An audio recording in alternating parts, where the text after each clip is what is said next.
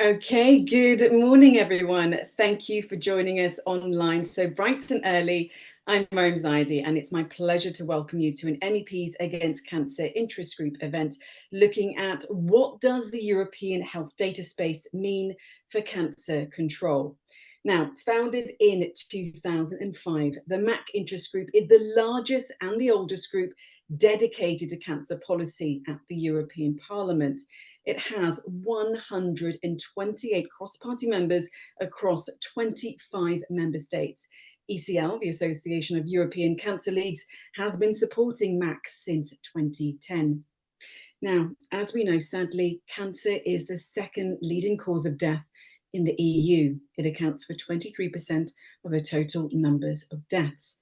This is a disease where revolutionizing cancer testing, front-loading technologies, medicines, and therapies is so key to bring all of those statistics down. But there's also a fine balance to be made between safeguarding patient privacy and using patient data to spearhead innovation that can, of course, be directly transferable to cancer patients. Now, the proposed regulation on the European health data space aims to regulate how data is shared and accessed across the EU, but also it aims to better protect the individual by plugging any gaps in health data privacy that might have been created by GDPR. Now, changes include a new self-certification scheme and a framework for using secondary data. But as always, there are some questions. How will this regulation improve upon patient outcomes, cancer care, and prevention of the disease altogether? And by increasing data privacy, are we limiting access perhaps to real-world data that tracks the patient's journey from their diagnosis? Or is this legislation going to provide a better infrastructure because of a better rules-based system that helps academics, innovators, everyone in the value chain make those breakthroughs in new therapies, treatments, and diagnostic services? What is this legislation actually trying to achieve? Well, that's what I'm going to be asking our panelists, along with what they want ironed out before this legislation is actually adopted. But first, as always, a few bits of housekeeping. This webinar is, of course, being recorded. Keep the camera off and keep your microphone muted. We do have a Q&A function, so do submit your questions for the panelists along with the name of the panelist that you want the question directed at. And of course, I will be coming to those after the panelist debate. You can also chat amongst yourselves. There is a chat function to interact, of course, with other participants and the organisers if you need to. And if you want to start a conversation on your socials, do use the hashtags EU Health Data Space and Digital Health. But before we get on to the business of today, I want to hand the floor over to Wendy Yared, the ECL director, who wants to share a few words on the former MAC co-chair, MEP Véronique Triet-Lenoir, who sadly passed away this August. I had actually the pleasure to host a debate where Véronique was one of the panelists, and she was so brilliant. So my best to her family, her friends, and of course, all of her colleagues. But over to you, Wendy. Thank you very much, Miriam. Good morning, everyone. So as Miriam just mentioned, MEP Véronique Triet-Lenoir was one of our two chairs of the MEPs Against Cancer group. We were all extremely devastated to hear of her passing last month. For more than 30 years, Véronique has devoted her life as a university professor and public service medical doctor to the fight against cancer. And being a great oncologist, she brought her expertise to the European Parliament, where she was deeply involved in all health-related files and led Parliament's work on the cancer strategy, the Asbestos at Work Directive, and cross-border threats to health. Véronique had been a driving force behind the work of the MEPs Against Cancer interest group. We will always remember her for her profound dedication to improving the health of European citizens, her extreme kindness and strength. She was very much a committed clinician, teacher, researcher, and politician. The entire cancer control and health community miss her deeply. Thank you for that time allotted for this, and back to you, Miriam. Thank you so much, Wendy. Thank you for saying such kind words as well about the passing of the MEP and co-chair. We are waiting for some more MEPs to give some introductory remarks and to be included, of course, in this debate. Unfortunately, as MEPs are very busy individuals, and they are currently taking part in different voting and being part of different committees. So we will be hearing from Luxembourgish Green MEP Tilly Metz a little bit later on. She will join us a bit later. But let me then go straight to the panelists then. On this debate, we are having Professor Jean-Yves Blay. He's the Director of Public Policy, European Society for Medical Oncology at ESMO. We also have Dr. Francisco Rodriguez Lozano. He's the Chair of the Board of Cancer Patients Europe. We also have Daniel Morales from the European Medicines Agency.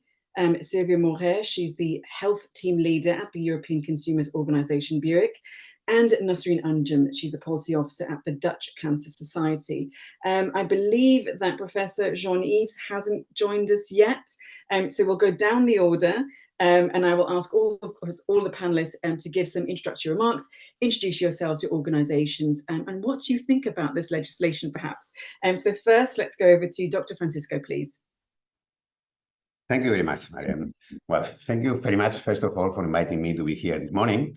I think it's absolutely essential to discuss and to see the opinion or the point of view of the patients regarding this new European health data space. It's absolutely necessary. I'm convinced of that. I think the future is in that sense. But I think the patients are in the center of everything. I would like to remember some words of the Commissioner Stella Kyriakides a couple of weeks ago, where she said that we need to focus less on tumor and more on the patients behind. That's a thing that I want to have in mind, first of all. In the European landscape that the new European health data space will define, the proper secondary use of patient data can make an impact on fighting cancer.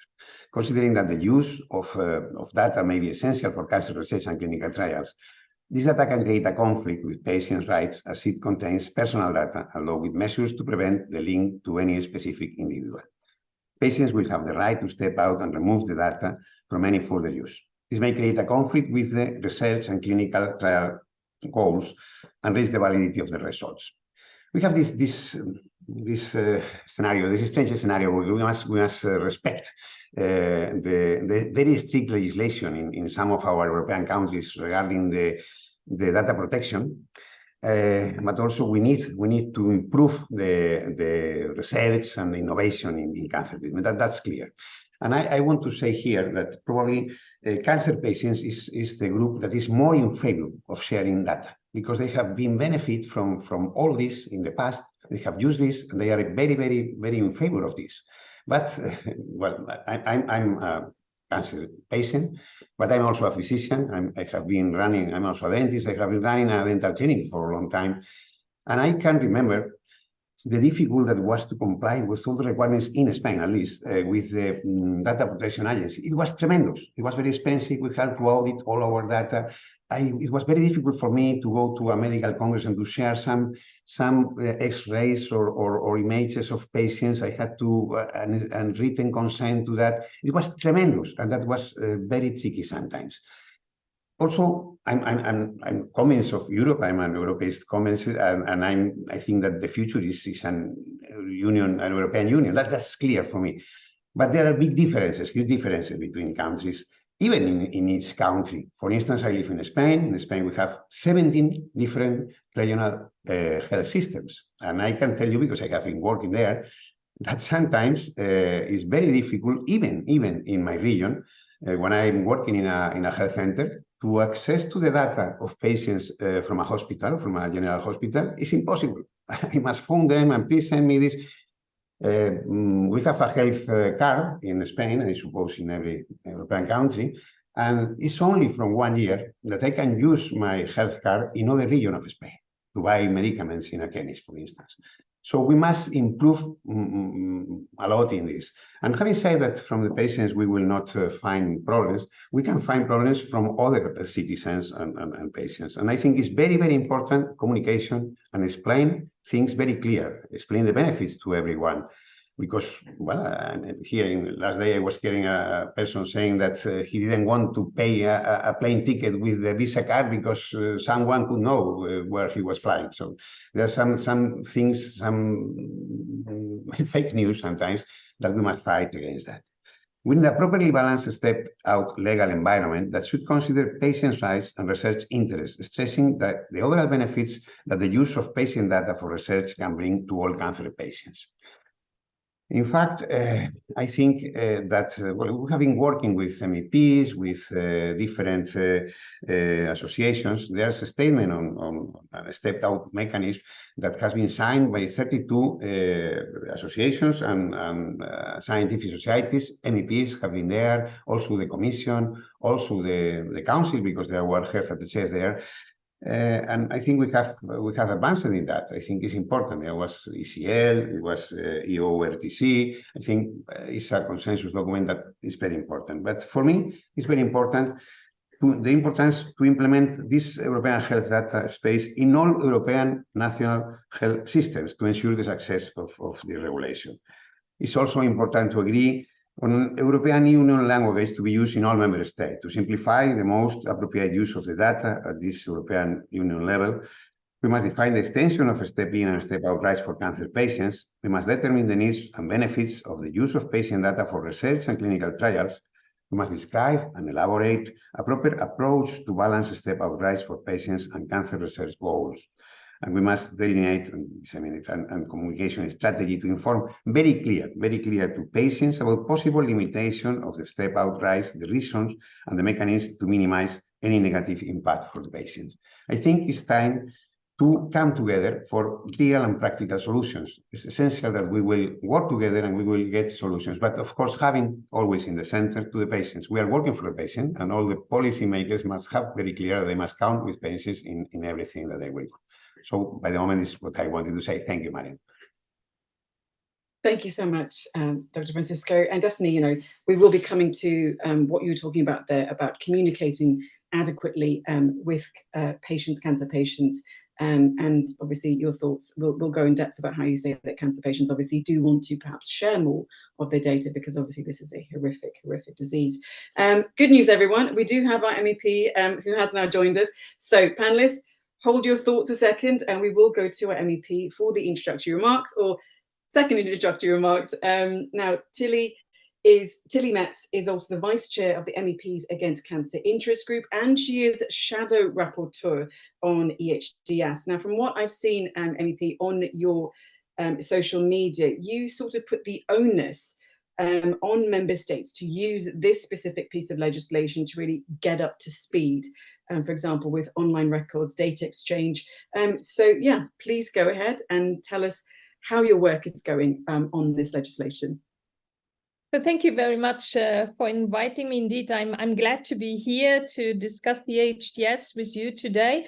So it's such a great opportunity to exchange really ideas with scientists and also patients organization to build really a functional and patient-centered EHDS.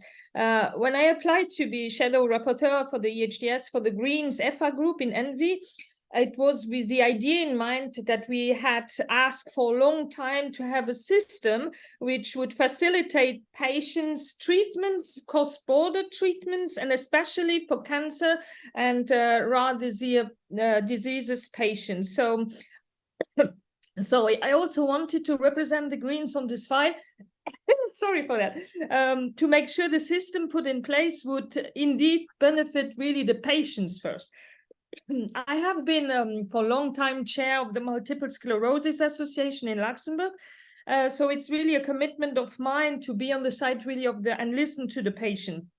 And along those years, I learned many things. And amongst them, it is getting really the right diagnosis is still incredibly difficult for many patients today in Europe.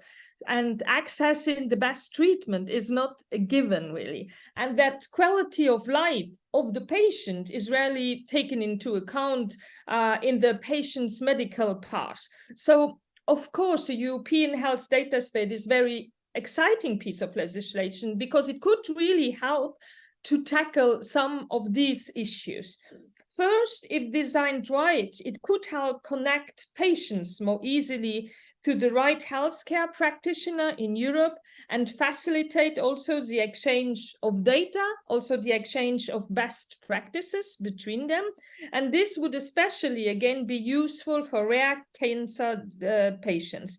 But EHDS contains as well a formidable potential for research. And this aspect, again, if designed right, could benefit cancer patients, as it would also allow researchers to tap more easily into bigger set of data, including environmental data, which we know is very important for cancer patients, but also on the long run regarding the quality of life.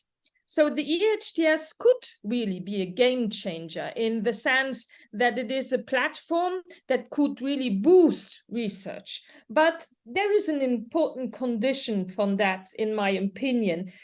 This will benefit patients only if we design the data space correctly. So currently, the Commission proposal does not include any safeguard for patients to protect their data or choose by whom they may be used. I'm speaking here for secondary purposes, in other terms, for research. It does not allow either for public authorities to benefit from tools or medicine developed through EHDS at preferred cost. So we are developing this very important tool, but we don't anticipate enough the risks. And this is the part where I think we MEPs have to be vocal on behalf of patients. The pharmaceutical industry would benefit really from this data space at a very low fee compared to potential gains they will have, and would sell these newly developed products at potentially unaffordable cost for member states. This is a risk we cannot afford. So if the EHDS will stay as it is in the current Commission proposal, this system would not solve patients' issue to access treatments across Europe. And I strongly believe this is a flaw that we need to correct from beginning when designing the EHDS. That's what we Greens are standing for in the current negotiations in the Parliament. The system we want for EHDS is one that guarantees really benefits for patients. It means that patients can choose who can use their data. I'm speaking again here about the secondary use. So they have control upon their data. It means that public authorities are an exception and can use data for public health objective. It is kind of stratification of uses for research purposes. It means that the system introduces also safeguards when using the EHDS, an open science criteria for medicines and tools developed using the EHDS. And for closed research projects, so that knowledge also is spreading, circulates. All in all, it means that we build a system that is more balanced between the private and the public sector. A system that really, which help also foster public research and which makes sure patients can access also the new treatments that we develop through EHDS. It's all in the balance of how we create that data space, but it can make a huge difference on the long run for the patients. Of course, and this will be my last point, to make sure the EHDS benefits the patients, they need to be involved. So patients' representation in the EHDS will play a key role to that effect. I'm glad to see that many organizations are connected also today, and I hope I passed on the idea that it's crucial for them to be heard so that we make the EHDS really a patient-centered tool. I'm looking forward to hearing now that I'm here, so different contributions to the discussion of today, and I wish you very fruitful exchanges. And sorry again for having been late, sorry. No worries at all, and thank you so much, MEP Metz. Just to add that MEP Sarah Sersic was also meant to be giving some opening remarks along with yourself, but of course she like yourself, is held up elsewhere in committees. And so, you know, of course, MEPs have obligations. But MEP Metz, before we go to the panelists, back to the panelists, I have to ask you then, if the secondary data rules are, as you say, not as they should be, how far away are you then from, how far away is the Parliament from making sure that the rules on secondary data are good enough? Yes, it's another demand that we have, that the certification on the data is not done by the, has to be an independent also assessment regarding that the data, indeed, that is another issue that I did not mention, so very good for raising it up here, that the data, that there has to be a certification, and this cannot be an certification. So that has to be done also by the outside, that the data that we get are useful, are good enough in order that we can really use them also. That's another point, yeah. And that's something we are of course also fighting for. So the negotiations are not over. We are working on it, but that is something that we are asking for, that there is also certification of the data that is put in. And also, of course, there has to be this interoperability of what we put in on the EHDS, in order that the EHDS has the access to the different data throughout Europe. Okay, but then just a final then. So this is, I mean, you called EHDS the game changer. Is it really going to be that if you iron out all of the issues, especially regarding secondary data? It has really the potentialities. I mean, especially when we speak about cancer or rare diseases, as I said, if we use it right, it can be a great tool. But we need to be sure that it's not benefiting, again, the same minority, which is the stakeholders of the shareholders of the pharma industry. We may have to also in parallel to put conditions so that we really have access for treatment and best practices, that it really benefits the patient. So there are risks and we are seriously working on them. But on the other hand, I see more, I'm an optimist by nature, but in general, I see here more potentialities for the patients than risk, even though we have to put these safeguards. Yeah. Okay, well, thank you so much. Appreciate that, and please do stay connected to the debate. I think it's going to be a really great one. Okay, so let's go back to the panelists then. You heard from Dr. Francisco, who is really talking about, you know, this legislation needs to be, you know, have the patient front and center. MEP also advocated for that. Daniel Morales from the European Medicines Agency, what do you think? Please go ahead. Yeah, thank you. So I'm a senior clinical epidemiologist at the Data Analytics Task Force at the European Medicines Agency, and a GP or family doctor by trade. And certainly EMA welcomes the opportunity to contribute to this important discussion, and we thank the organisers for the invitation.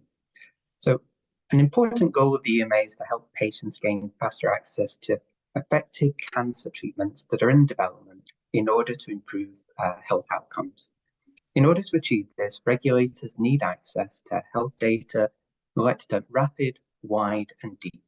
So by rapid, we'll talk about rapid access to support committees to make informed decisions within what can be quite tight timescales, wide, that it's geographically representative across Europe, and deep, that it's highly detailed, that gives us the richness and the evidence that we really require. Now, whilst clinical trials are a key evidence source, we're increasingly integrating evidence generated from the analysis and the secondary use of health data. For example, this may be used to support the planning or feasibility of studies, including clinical trials, to understand the natural history of disease, to monitor the safety of the cancer drug, and to also measure the impact of our own decision-making.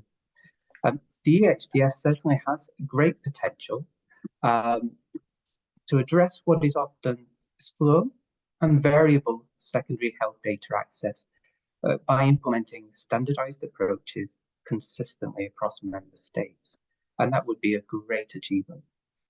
We do need representative data to generate reliable evidence, and this requires comprehensive population data. Otherwise, we risk having significant gaps. An example of this would be perhaps to calculate the frequency or the prevalence of a rare disease.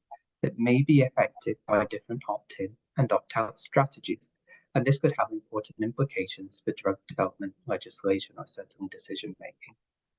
Now, processing data does need to be safe and secure, however, in order to maintain trust, but we do believe that this is possible to achieve, for example, through the use of trusted research environments or different methods of analysis like distributed federated analysis.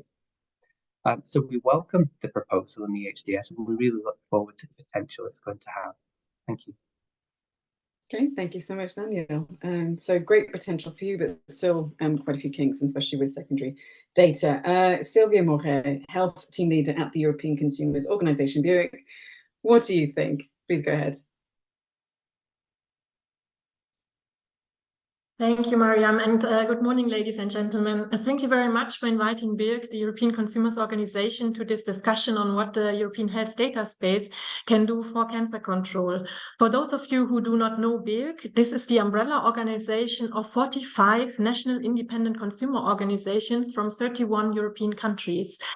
And several of our members publish at the national level also health magazines, like, for example, Test Achat does in Belgium.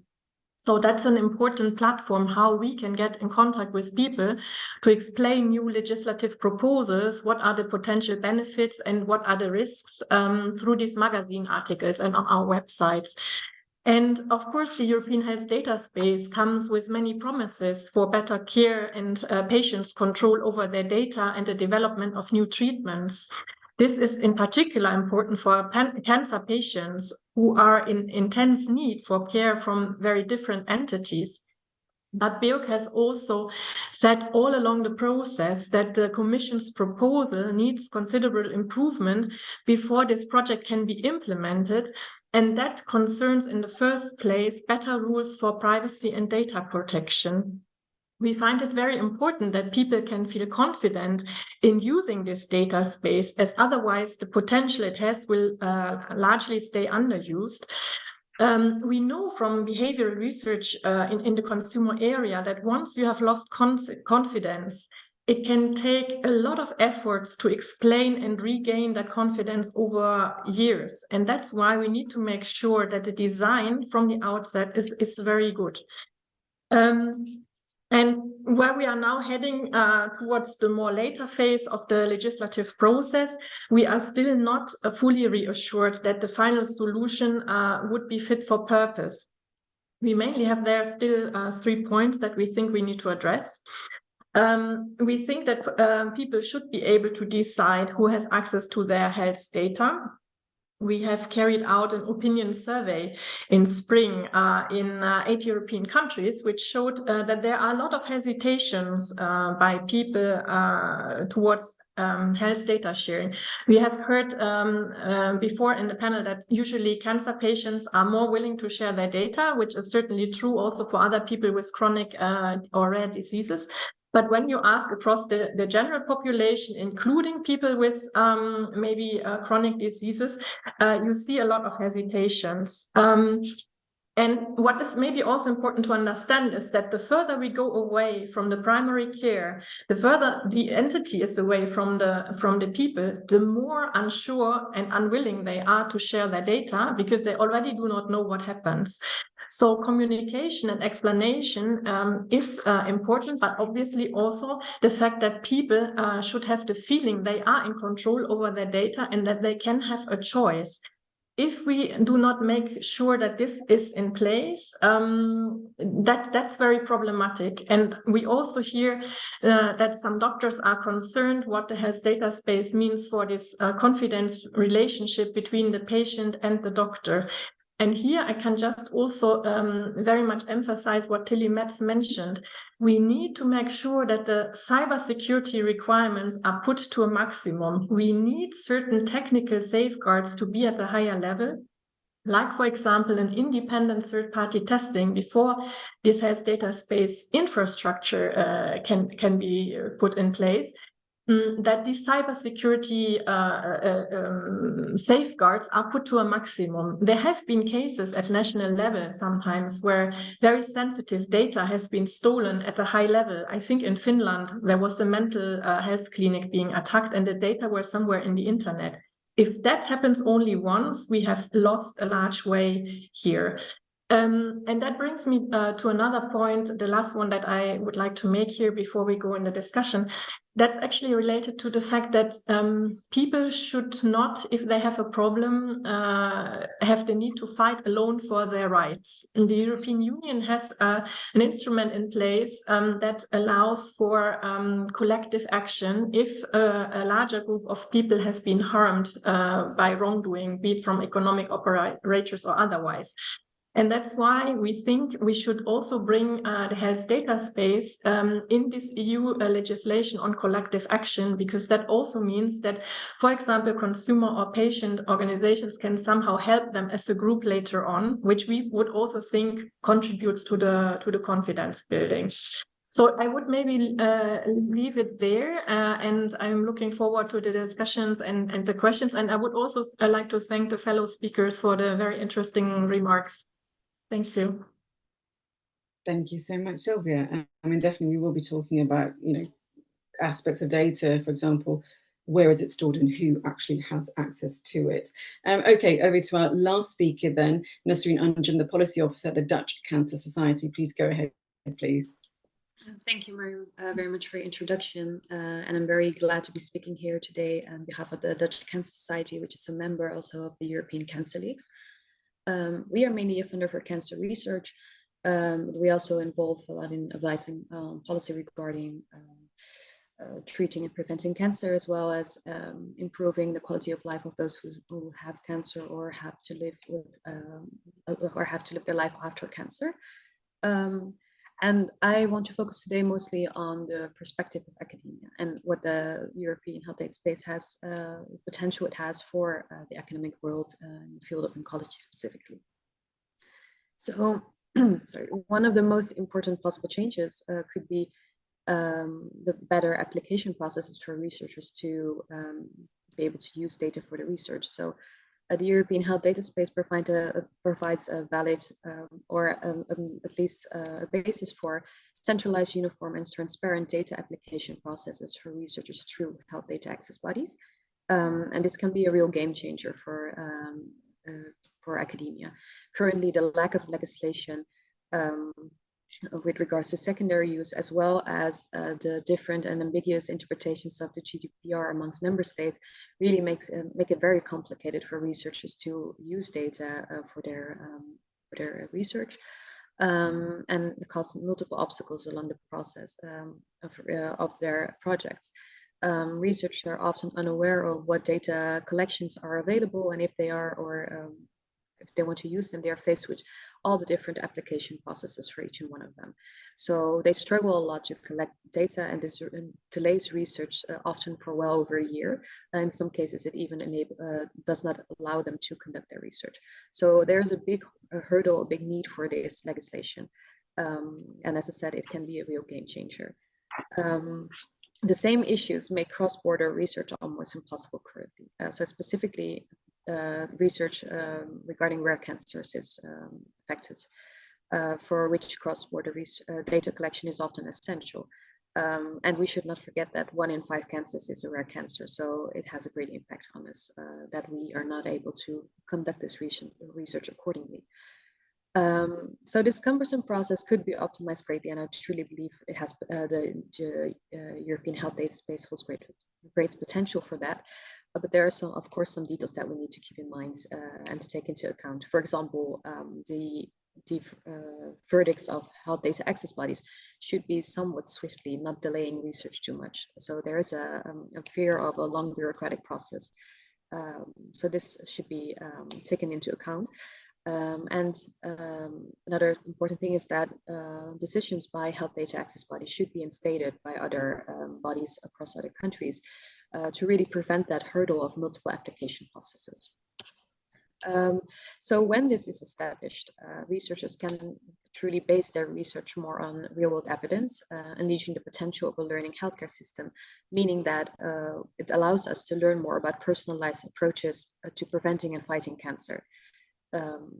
However, one great pitfall that I find to this legislation, and might sound a little bit controversial, is the discussion regarding consent that is very big currently. We talk a lot more about citizens. We talk a lot about citizens that should be more in control of the data, but we do not communicate as much and emphasize as much the gains citizens could have by sharing their data for research purposes. So specifically also for the secondary part. During the COVID pandemic, the gains became a lot clearer and consent regulations were altered for the greater goods of society, speeding up research greatly. The same problems and the same gains, they are still in place. And in fact, cancer being one of the leading causes of death, the second leading cause that we've heard earlier today, we depend on research more than ever to better our odds. And a clear framework for assessing applications at health data access bodies, as well as transparency on who uses our data and safe technical solutions. That should be our focus. But if we dwell too long on discussions regarding the fear of our data not being in good hands, trust can be impacted greatly among citizens, and we risk ending up with unrepresentative data, negating the potential of this legislation. So this is a clear point of attention and a very big risk. Then there's one more thing I would like to stress, and I would leave it to this. I'd like to open the discussion, but the industry is often portrayed negatively, and as the one party we do not want our data to have. Nevertheless, research is often dependent on the industry for procurement and implementation in healthcare. A lot of researchers are struggling with bringing their innovation to market and are dependent on the industry to jump in and collaborate with them on this. So we need good and of course regulated collaboration between academia and the industry to catalyze innovation and truly make steps towards the learning health system. Thank you. Thank you, Nasreen. And it's good to actually get, the other side of it. There's a lot to balance here with this legislation. It could be a game changer, as you all say, for different reasons, but also we need to ensure that, that privacy is in place, that there aren't back doors. Now, Nasreen, we'll open up the debate, and I'll start with you first then. You talked about the limitations to real world data. Can you perhaps paint the picture of what it is perhaps like in Netherlands, or perhaps in your own experience? And how, I think you mentioned there that the delays to research actually can be up to 1 year. So how could this legislation really upgrade, you could say, the health data space, but also specifically, coming from a member state, what do you think your individual member state really needs to do? Because legislation alone isn't enough. The infrastructure, everything has to be in place.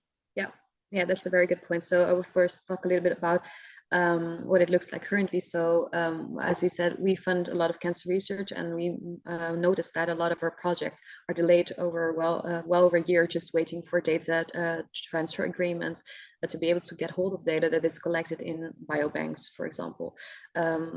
Also due to a missing infrastructure that portrays what kind of data is available. A lot of researchers are simply not aware of what data they can use for the research, meaning that there are biobank graveyards existing, a lot of valuable data that's not used. So there is already a lot of data, and that should be better accessible for researchers. The process can, what I mentioned earlier as well, so the process of application, they have to knock on every single door, they have to apply according to their processes, so the processes are different, and the waiting time can differ greatly between institutions, for example, in the Netherlands. So that's it's a really a big hurdle for researchers to use data that is, for example, at this point locked in data collection or biobank from a health facility. But then the point that what you mentioned is a good one as well, regarding the infrastructure, because secondary use would be of health data now mostly consists of using data that is locked in biobanks, because for this data, somehow or to some extent there is a consent from patients that the data can be used for research purposes. But day-to-day healthcare data is mostly it's very difficult until today still to get it out of the electronic health dossiers. So the interoperability issue and the lack of standardization is an extremely big hurdle to face on national level, let alone an international level. That needs to be solved first before, of course, this data is accessible to use for secondary use. I think Mariam has some issues with her. Yes, Nasrin, I think Mariam just disconnected to try to reconnect again, but maybe in the meantime, while she's reconnecting, thank you very much for that feedback. Now, you mentioned that interoperability issue needs to be solved, and I think this is really a huge issue. How do we solve it though when we have different systems across, from one country to another? How do we deal with it? Because, in just one hospital, they can have a different system versus another hospital. And I find that to be a major, major hurdle that I can't imagine how it's going to be solved anytime soon. So have you looked into this and how, yes. Because this is actually involves a whole host of actors, right? Not just the researchers, but you're talking about even the people, even the companies that are providing the infrastructure, the systems for the hospitals. So maybe you've had some thought about this and have some solutions for us. Well, solutions to the big problems might be a little bit out of reach for me, but we've definitely thought about it and talked about it also with stakeholders in the Netherlands, because the interoperability issue is not only a thing when it comes to secondary use, it's also a big obstacle when providing good quality care, because you mentioned different systems between hospitals, but there are different systems within hospitals as well, meaning that there's a lot of just typing over data, and mistakes are made which can even cost lives, and they have in the past. So it's a big, serious issue. I think that the solution starts with standardization, and meaning that we should all speak the same language, or a language that is connected to a certain language. So in that way, we don't all have to use the same words, but we have to know that when I say gender male, female, another person can say gender XY, for example. So we have to link the language, and I don't think that or let me rephrase that. I think that often we discuss standardization as it has to come from the doctors, so that are typing in their electronic dossiers. And I would love to hear about this from one of the professionals that we have in the panel. But I think that there's potential for us to use, for example, AI and new technological developments to really speed up this process. We don't have to, I think, rely solely on standardization from the medical point, the doctor's point of view, for example. We can use tools to help them. So, and I think we can really emphasize on that more and seek the potentials, try out this. And since you mentioned maybe the medical doctors have something to say about this, and I saw Dr. Lozano, I saw you, Francisco, nodding when we were talking about interoperability. So maybe you can just add to what or reflect on what Nasrin was saying. And I see that Miriam is also back. So I'll hand the floor back to her while you answer that, Francisco.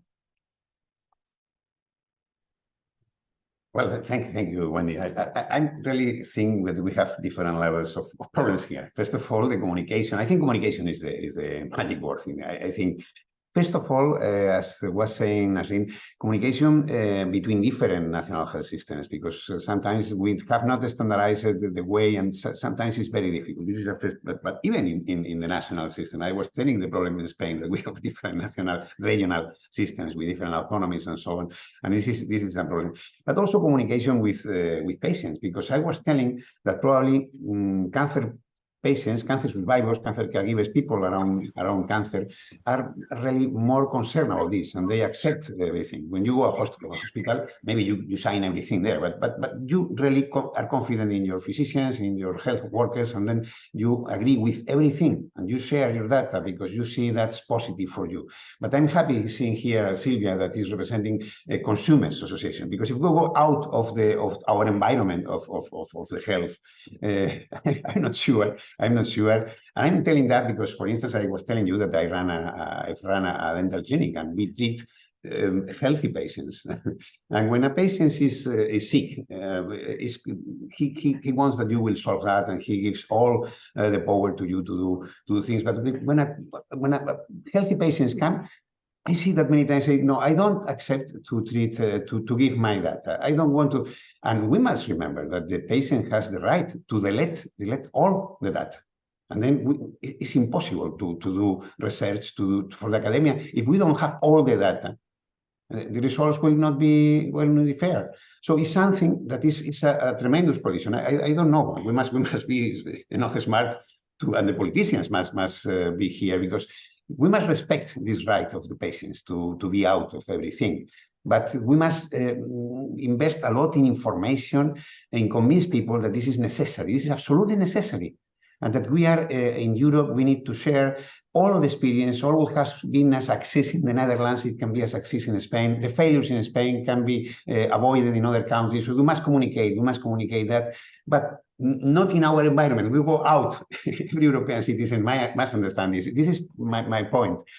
I'm concerned about this. I'm really concerned. I think we need that, because we need a lot of research. We need a lot of innovation. It's for the sake of our patients, for ourselves, because as it has been said, most of Europeans will suffer, or will be very linked, very close to them, will suffer a cancer. So we need that. But how we deal with this? Because I can tell you that in Spain, the data protection strategy is tremendous. It's tremendous. It's terrible. We fear that. The physicians are really concerned about these things. We recognize that it's necessary, but we must see a balance, and we must improve in that. And for me, the solution is communication, explanation, be very frank, very transparent, and that's the way, I think. Thank you. Thank you so much, Dr. Francisco, and apologies to everyone. Technology always has this ability to, just completely fail. So I apologize for that. Dr. Francisco, I just want to pick up on what you were talking about there. Apologies if you have already spoken about it while I was fiddling with my devices. What you were saying there about data, do you think there needs to be a kind of standardized EU language that can be adopted, so that we have a more simplification when it comes to the use of data?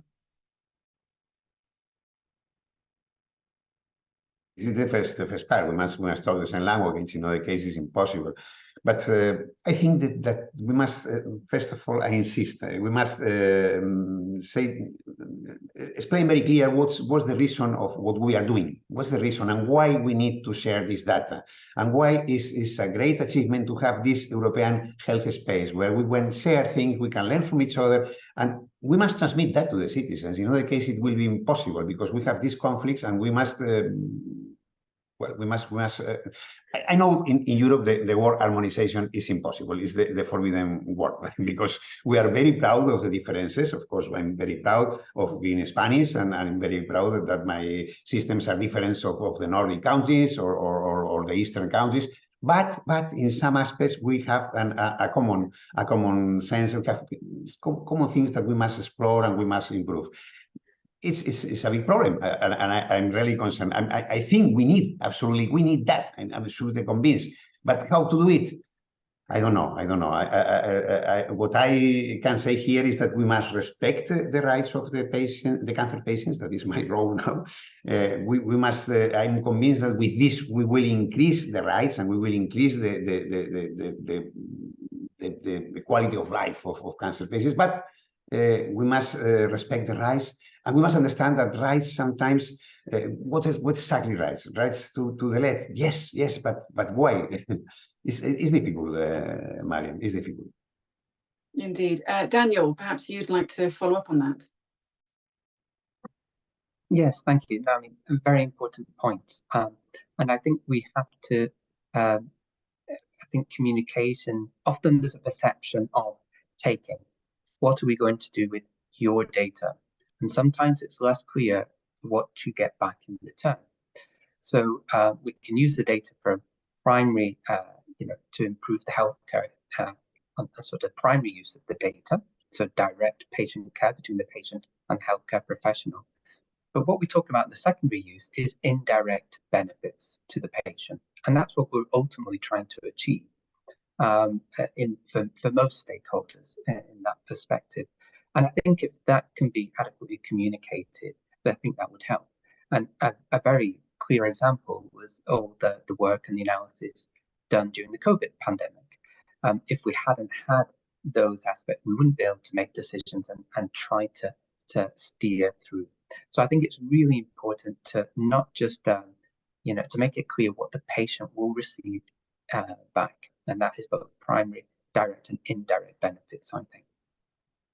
Okay, Sylvia, I've got to come to you. Obviously, we're talking so much here about privacy.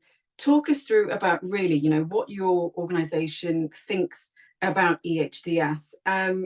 We've heard from the various panelists that there's so many benefits to this legislation. Now, the European Commission also, they believe it does give patient control over their data. Do you think that EHDS is actually building this better data governance, or patients should be worried? Thank you, Mariam. Before I answer that question, I have been asked in the chat to provide a link to that research that we have been doing, and I think maybe I pressed the wrong button, but I cannot post also to all participants. So if I send that link to the Secretariat, is there some material you will be distributing later, for example, to everyone? Hi, Sylvia. Yes, we'll be able to circulate the... Okay, so just to make sure that the person who requested the survey will receive it, we have actually the survey available and also an executive summary with some recommendations. Now, to come back to your question, well, I think where we started to feel uncomfortable is when we first saw the proposal, is that in principle, everyone in Europe would be included in the EHDS. You could not really say no, and then you would also not know what happens to the secondary data. So we think at least you need, as a minimum, an opt-out possibility for the secondary data, which doesn't mean that you cannot share it if you see benefits, but you should also know about it, and maybe also the purposes should be clear to the people. As I said, if the confidence is lost from the beginning, and a lot of people, based on our research, seem to feel uncomfortable with this data sharing and not knowing where it goes to, that can also do more harm. We fully see the potential and we want to develop that. We need to make that progress, but we cannot do it like octroy that on people, and they feel very uncomfortable with that, and they have no choice, basically. Everyone needs to go to a doctor, and when the data goes into it, and then you don't know even where it goes further, in what form, if it can be traced back or not, if it's maybe even for advertisement or commercial purposes. So that goes now a little bit back from this needs for the cancer research. But there was all kinds of stuff included, including wellness apps, for example, where we don't think that is something for the development of wellness apps, where there should be access to this kind of data. So I think everyone is clear here that this has a huge potential, and we need to have that instrument, but we need to discuss it properly from the different angles. And here, of course, the political process comes a little bit into the middle, And we need to see what the policymakers will decide, because we are going towards the end of the legislature of this European Parliament. We may have a very different parliament in the future. We need to keep that in mind. And there's the question, is the decision being taken to wrap it up very quickly? Or is the decision being taken that it won't be possible because there are too many open questions? I think that's something what we are monitoring at the moment very closely. And the key question is around this privacy and how you do it.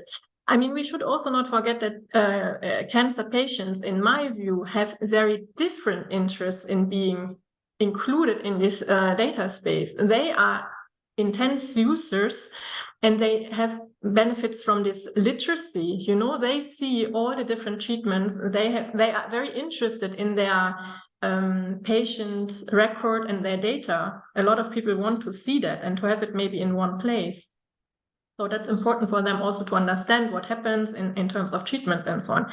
But at the same time, of course, those people are also vulnerable.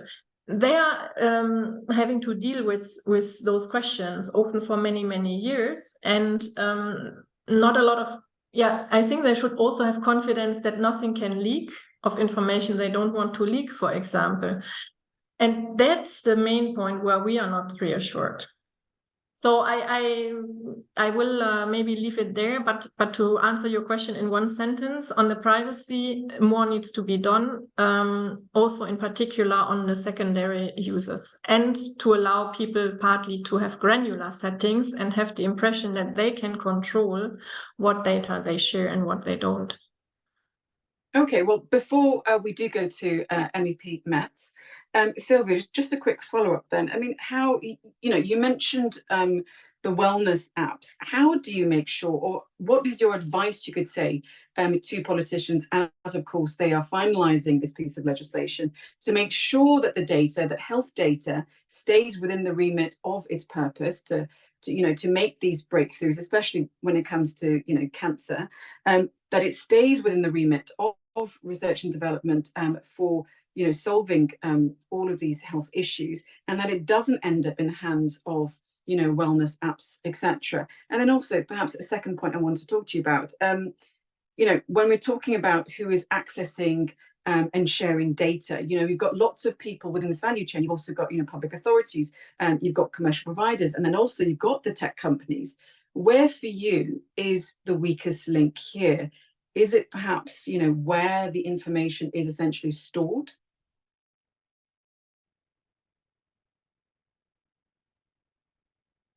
You want me to come Yes. back to, Yeah. So, well, I think the challenge here is that you have in this health data space many different purposes for which it is used, which makes the legislation extremely complex. So if you want to reassure people, you need in a concise way to go through the legislation chapter by chapter and article by article and make sure that the things you put in place are consistent with some other parts of the legislation, which is not easy neither for people who observe the legislation nor for the people who need to work actually on making the final legal text. And here, as I said, I think the main safeguards you need to put in place are around these questions about opt-in, opt-out. What can people decide themselves and what they cannot? But that's very controversial. But then you need also to go again in the cybersecurity requirements, the question, what is third-party verified and what rights do people have when something goes wrong? And that part is at the moment completely absent from the legislation. Okay, so there's nothing like a group action that you could be doing as a patient group if your data have been leaking and you have been harmed by that. That is completely absent from the thinking, and it would be an important element to also have confidence for people, I think. I think that's what I want to say. You need to bring all the different elements here because it's so diverse users and so many different purposes that it's not an easy project to conclude. Indeed. Okay, well, let's quickly go to MEP Metz for her reaction on the what ifs. The what if, when the next parliament takes over, is this legislation, safe in their hands? What would you say to the concerns that Sylvia raised?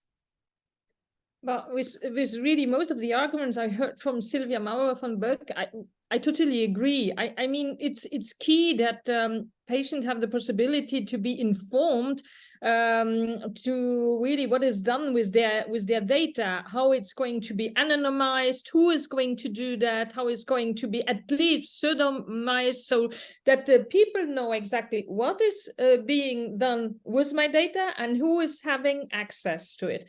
It's clear that we Greens, we were against to have here also the wellness apps in it, but well, there is no majority for banning that, even though I must say a wellness app can also be interesting when we look at prevention for different diseases. It could be interesting to have those data if at least we have, as we said before, that the quality of the data is also guaranteed. And then where is the data going? And especially, as I said before, for secondary use, I think it's really key that we make a difference. That is the kind of stratification I expressed before, that we make a difference between public authorities and also public research and public authorities, also because of prevention, but also pushing for the right research and treatment, that they have access to information. I think that is a good thing if it is anonymized, of course, but then that we don't ask again the patient, are you agreeing that this private company is using the data to make huge money out of it at the end of the day? I think there we have definitely an issue, and there we need at least the system that Sylvia was saying about an opt-out system. I think the patient should have the possibility at that moment to say, okay, for secondary use, if it is for public, if it is for public research, for open science, so that everybody at least can benefit from the results that coming out there. And if I have the guarantee that my data, especially when we speak about rare diseases, that because looking at rare diseases in Luxembourg, I mean, if you have a rare disease, you are in Luxembourg, I mean, it's quite clear who you are, I must say.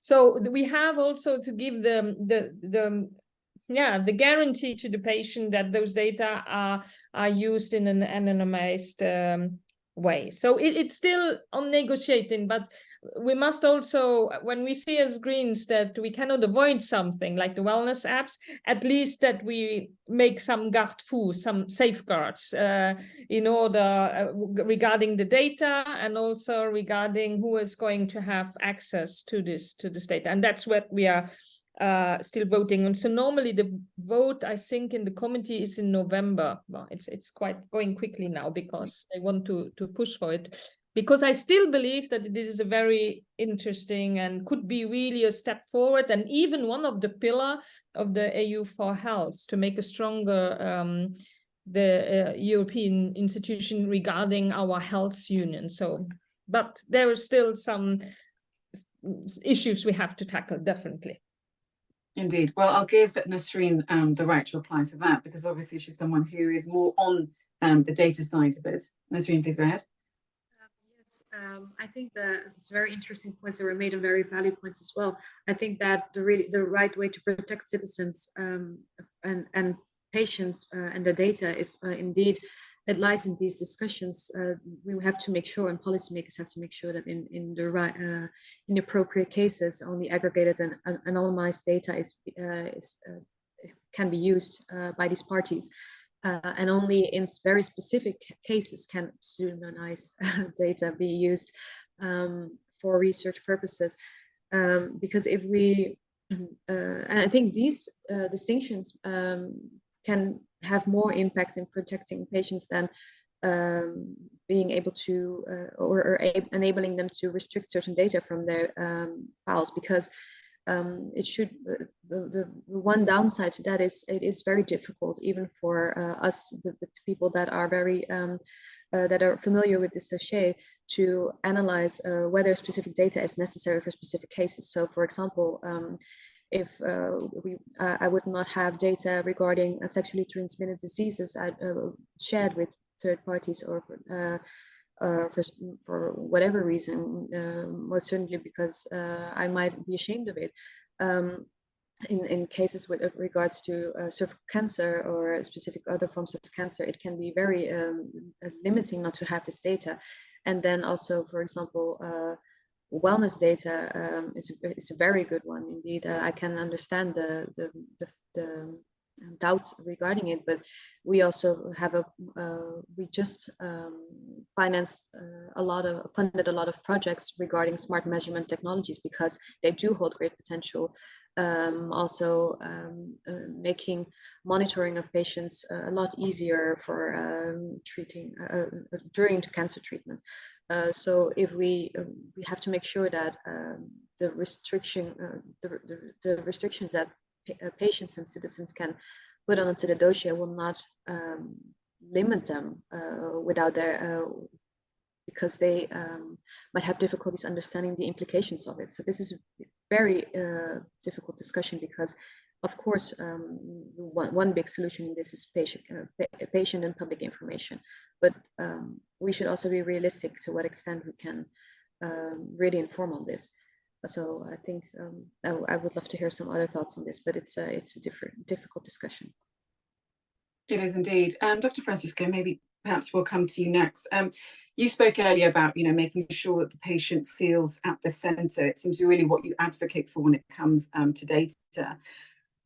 What elements then need to be put in place to have an effective communication strategy then that really informs patients of their choices, educating them on how their data is going to be used, how it's going to be harvested, what third parties, and is there perhaps a better way to engage, not just, with, looking at patients generally, but of course, the segments of society, different communities, perhaps people with individual beliefs or religious beliefs, groups that might feel, that their information is being appropriated. I think it was you who mentioned that somebody didn't want to travel, or was it Daniel? Somebody didn't want to travel on a plane because of where their data was going. So for all kinds of people in society, what is the strategy then to ensure that they are fully protected by this? But it's not easy. It's not easy, but of course, I think is the track we must follow, is the path we must follow.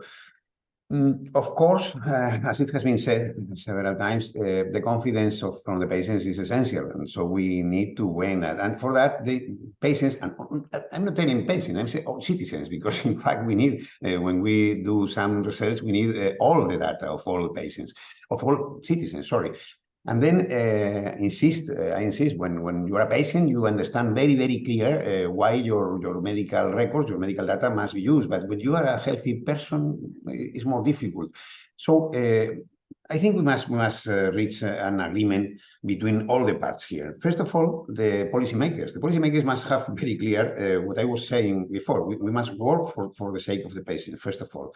And after, the awareness of this need in the people that is the owner of the data is essential.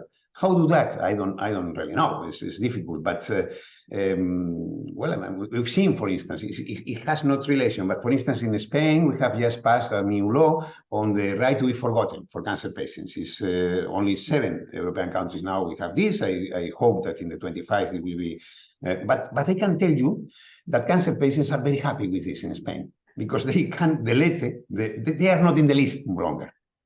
So sometimes you can understand, you must understand the feeling of the patients. Of course, we need advance in innovation, advance in research. Of course, we are happy sharing data because we have used data for the patients before. If we go out, what are the citizens? And it's a fundamental right of citizens to delete their data everywhere. And that's a big problem, because I insist, if I want to have a broad perspective of the situation, I need to have as much data as possible. So I think, and there's groups of people that I don't know exactly why, but are always against everything.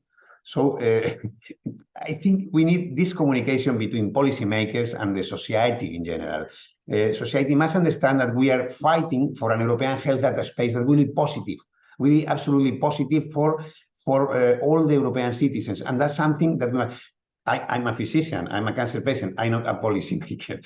I don't know how to deal with that. Maybe our MEP can say, how can we increase this credibility in the citizens that will make possible this difficult challenge that we have now to coexist. This extremely the rights of the citizens and the rights of the researchers that need to have data to do progress in this.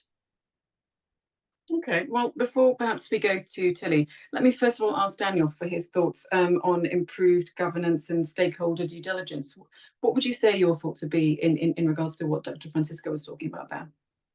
Yes, communication is vital, important. I think we face a huge challenge of trying to tackle misinformation in general within healthcare. And I think, you know, some of the misconceptions or misinformation that might be spread around, the use of data could be addressed.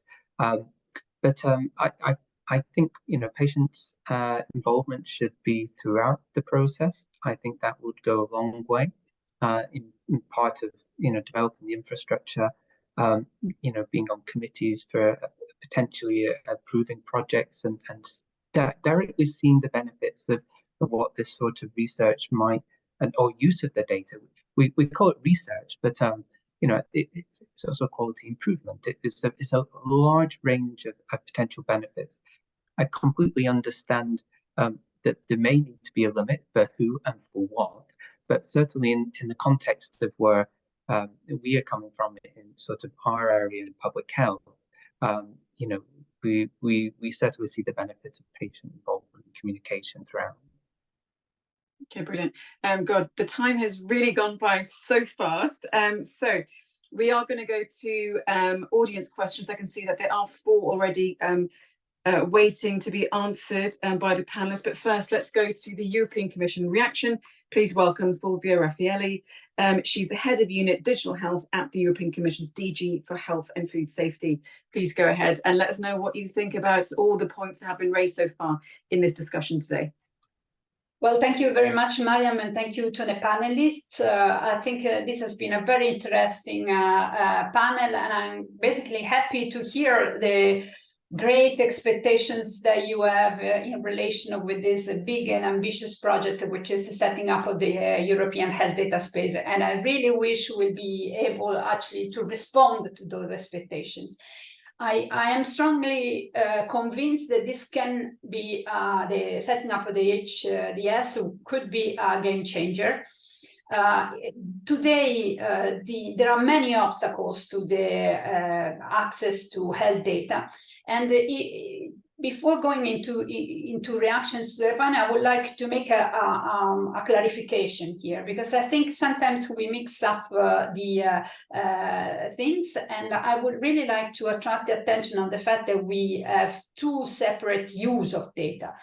The first one is the primary use of data, which is fully in the interest of the patient. And I think here with the European data space, we are setting up a rights actually for the citizen to have access to their data wherever they are, even in different countries, but also to be fully transparent, to be informed in full transparency about who is having access to their personal health data, only in relation to their diagnosis, therapies, and treatments. So this is the only reason you can have access to my personal health data.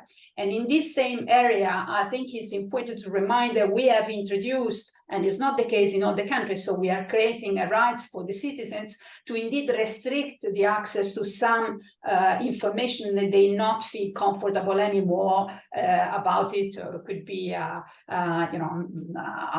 depression, could be a moment of sexual transmitting disease, can be whatever. So they would have an increased control on their personal data. I think it's important understanding this. When we go to the secondary use, we're not thinking about personal data anymore. The secondary data is secondary use of data is an access that is granted under very specific conditions in terms of the purpose of quiz, the security concerns, the only to anonymize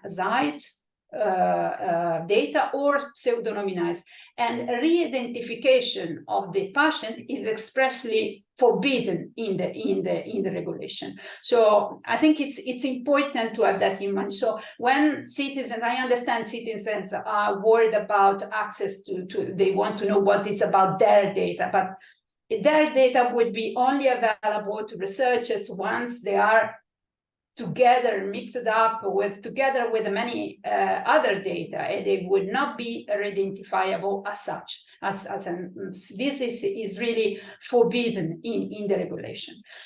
Trust, I acknowledge, and we are fully convinced that trust is the key words in the setting up of this ambitious project, and we really committed to have that working in both areas. Now, for the secondary areas, because as the area of secondary use, because I think was where the focus is today, there are a lot of safeguards, and the Commission proposal put an access, let's say, a priority on the common interest, on societal benefits.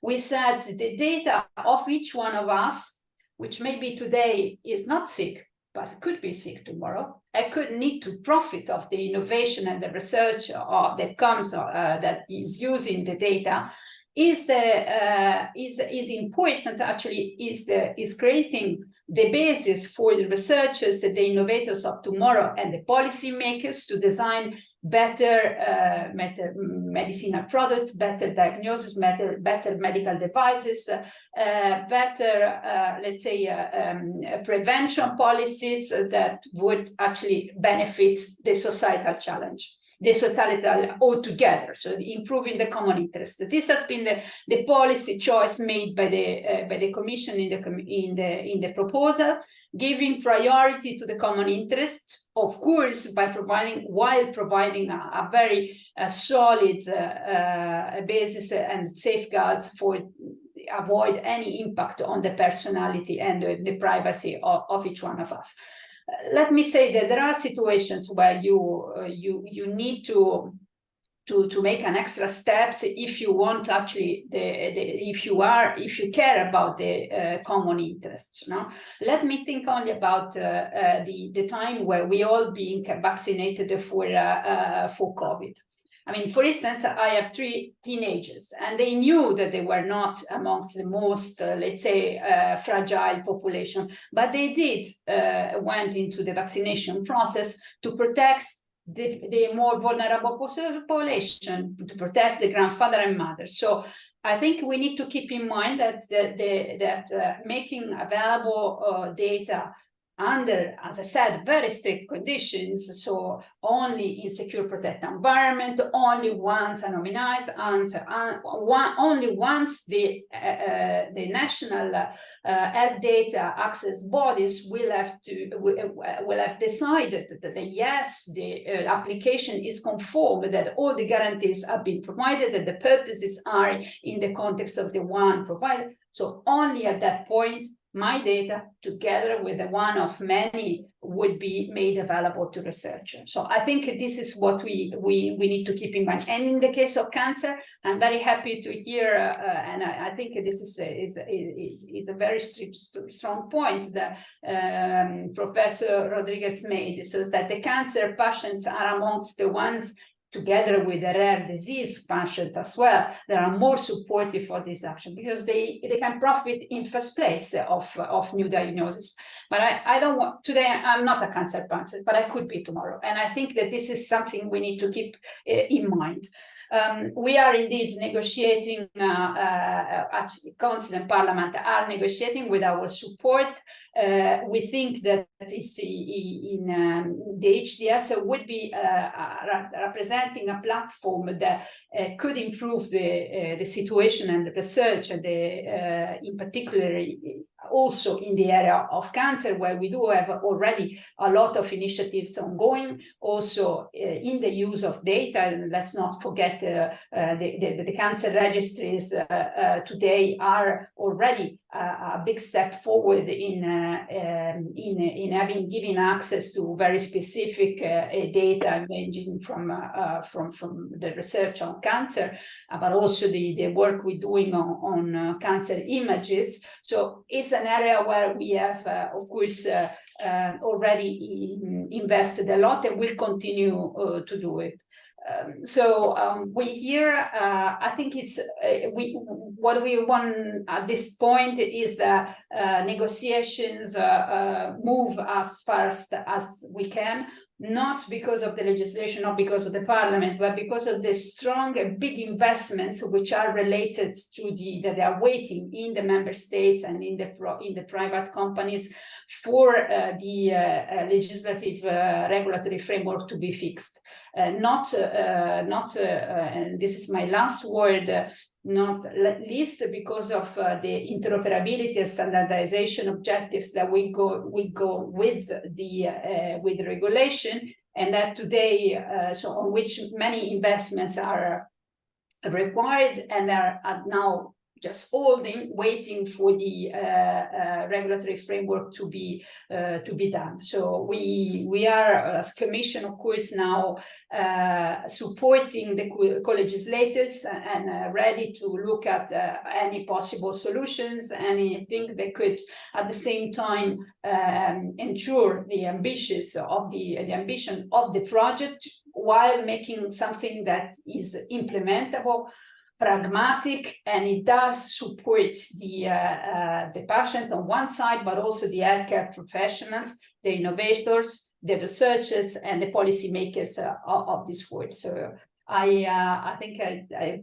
finished my time. So I'm here in case of more questions and answers. Okay, thank you so much, Fulvia. Well, one thing we haven't really spoken about is we've got this new piece of legislation, but what about the digital skills, the people, the healthcare professionals, the oncologists, those also need to be taken care of. But perhaps you can answer that a little bit later. We are running out of time, so I'm going to go to the Q&A questions from the audience, because they have been waiting patiently. We've got one from Miriam. She says, does anybody know who is responsible for providing the secured processing environment for analysis? If one hospital receives a data request, not through the EHDS, because it is just one hospital, is this hospital responsible for providing the secure processing environment? Thank you. And that sort of speaks to what the comment I just made to Fulvia. Perhaps Dr. Francesco, you could answer that one, or would Nasreen like to? I'll leave it to either one of you to unmute yourselves. Whoever would like to answer that question out of you two. Sorry, I couldn't understand very well the question. Can you tell me? Can you repeat me? I couldn't understand very well. The question says, does anyone know who is responsible for providing the secured processing environment for analysis if one hospital receives a data request, not through the EHDS, because it's just one hospital? Is this hospital responsible for providing the secured processing environment? Well, I think I'm not the most qualified to reply. Okay, we'll go back to Fulvia then. I think that's the question, the technical question for the Commission representative. Please go ahead. Yes, okay.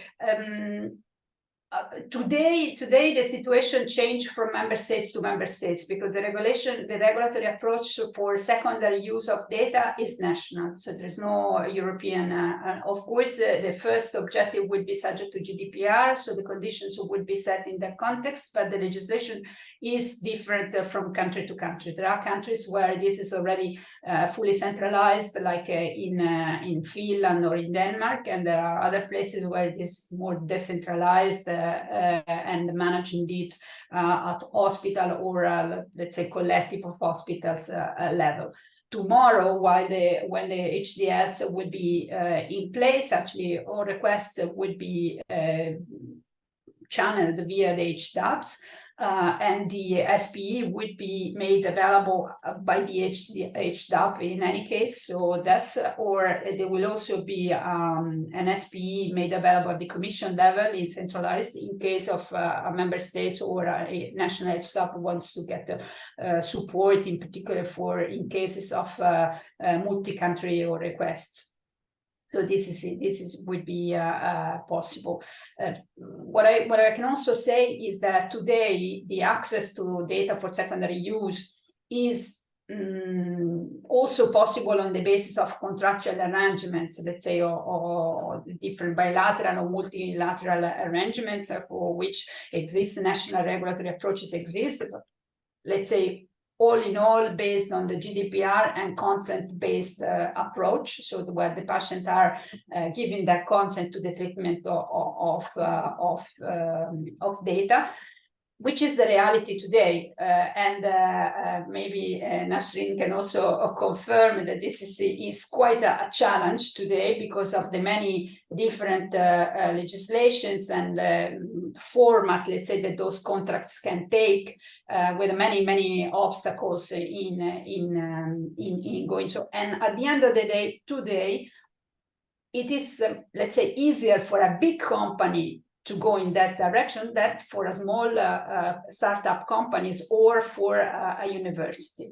So I think that with the EHDS, that will provide actually a clearer approach and governance to the access of data for secondary use. We're also making that access more democratic, because this will not only be for the ones that can pay for, lawyers that go through in contractual arrangements, which are very complicated today. And so making that access also easier for smaller participants and indeed no-profit organization or research centers than the situation of today. Maybe can also bring their experience. Sorry, I think the two voices collided, but I completely agree. I don't have anything more to add. Okay, brilliant. I understand that MEP Metz has to leave. So would you like to say just a quick few words before we let you go? Yeah, thank you again. So, but it was also said by the Commission now, by Mrs. Raffaelli. I think that trust is really a key element. And how do we achieve trust is about transparency. Some transparency on the procedures, transparency on the purposes. I would even say transparency on the contracts that are made there, so that really people know what is really negotiated also with different stakeholders, or with different who is doing what. I think is also very important. I even see at the primary use level there could also be the need of explanation, for example, or also who is having access. I might not like that every of my doctors, of my bone doctors, knows that I have followed a psychiatric treatment for several years. So also there, we need to explain what is going on with the data. Can I hide some data of my medical file? So also there, regarding even the primary use, I think there is important to have some more explanation for the patient that there is the possibility that you can hide even information of your file, and even that then the other healthcare professional don't even see that you hide something, because that would also be again a problem of trust between the doctors. So that's still something also we have to clear in the last terms now regarding the negotiation. But I just to say that we as MEPs are really defending, or at least I can say that for the Greens, really defending the patient's view at any level and any case. So that's why we are there and putting really the patient's interest in the center, and also of course the respect of the GDPR in that case. Thank you. Thank you. And I really have to run again. I'm sorry for that. Yes, no worries. We appreciate you actually being part of our panel debate as well. It's been brilliant. Okay, well, on that, unfortunately, we have run over. So thank you, of course, to all the panelists. Thank you to Fulvia, and also thank you to MEP Metz. We're going to have to wrap it up here because unfortunately we have run out of time. Thank you to the MAC Interest Group and ECL Secretariat for helping to organise, of course, this debate. Thank you to the audience and all of you who have also submitted your questions. Sorry that we couldn't get to all of them, but time is always an issue with these kind of discussions. I really do hope that everyone has enjoyed the discussion. You've enjoyed what all the speakers have had to say about this landmark legislation as it's still being negotiated and ironed out. And we hope that, of course, it can do so much more for cancer treatment and prevention. And of course, if you do want to catch up on this debate, the recording will be available on ECL's YouTube channel. It's been my absolute pleasure to host this debate. Thank you for bearing also with my technical issues. Take care and goodbye. Have a good rest of the day.